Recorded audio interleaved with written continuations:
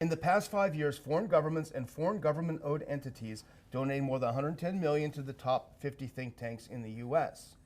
The most generous donor countries were the United Arab Emirates, the United Kingdom, and Qatar, which contributed 16.7 million, 15.5 million, and 9.1 million to U.S. think tanks, respectively.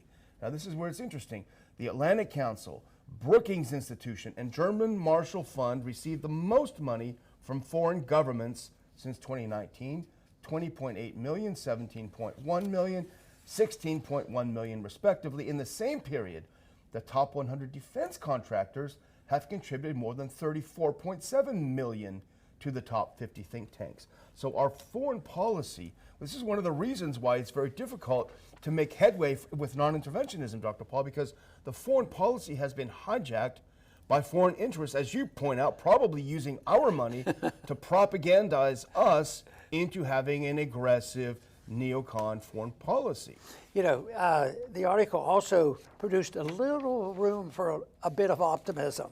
And it says, this has contributed to a crisis of public confidence in think tanks. Yeah. And less than half, 48% of respondents in a 2022 U.S. public opinion survey, think tankers, in quotes, and public policy experts are valuable to society.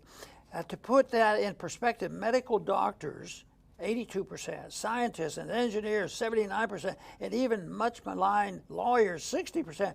They all were more believable, the individuals. What about who was telling the truth? Yeah. Now the individuals who stood firm on the principles of science and decency in COVID, I mean, they're heroic now, yeah. and their voices have grown, you know, for two reasons. They were right, and they were also principled, you know, and they didn't back down by threats.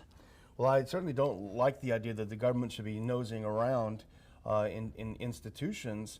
However, I will make a disclosure to our viewers that the Ron Paul Institute does not receive big money from foreign countries. You know, we don't receive millions of dollars from Qatar.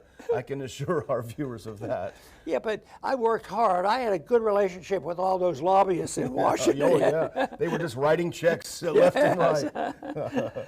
Well, I guess I'll close down. I want to thank everyone for having patience as we have some birth pains, some growing pains at the Institute, but I think it'll all work out well in the end. And it won't work out if you don't come back and join us, though. So we appreciate you. We hope you had a wonderful Christmas or holiday season or whatever you celebrate.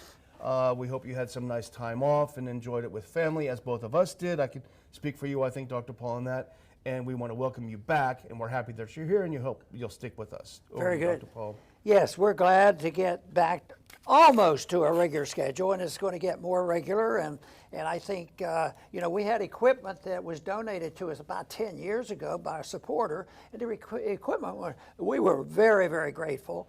And it was very good equipment. But I guess a lot of people would understand, a lot of equipment wears out and you get newer and better.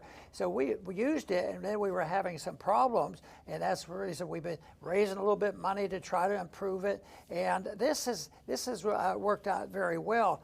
But the equipment finally wore out where we had to do something. And fortunately, the technology is improving. There's a lot of technology that moves along. And some of the prices went up, but fortunately, some things, you know, in technology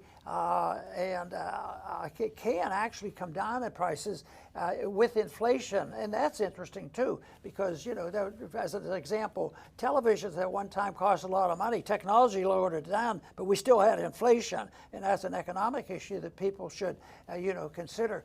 But I think it's exciting to see, after we get this all done, the equipment is going to be improved, and hopefully it makes the people who deliver the news to you and these comments, a couple of us here that sit in this statement, it will make us smarter and better looking.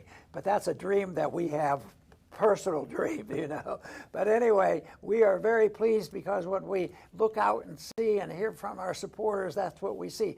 People who, you know, young and energetic, and I've always praised the young who would come to our rallies, and I always qualified it because sometimes I'd look out and maybe half of them weren't that young. And I said, all you have to be is young in spirit, and that's what liberty is all about.